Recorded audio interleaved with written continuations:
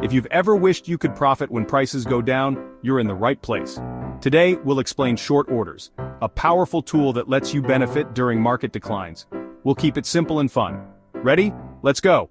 A short order is the opposite of a long order.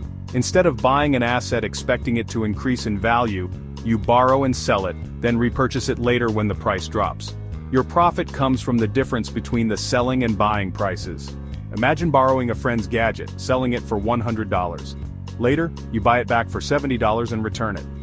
The $30 difference? That's your profit. Platforms like CEX.IO margin trading handle the borrowing for you. Short orders can be powerful, but timing is key. Here are 3 scenarios where shorting makes sense.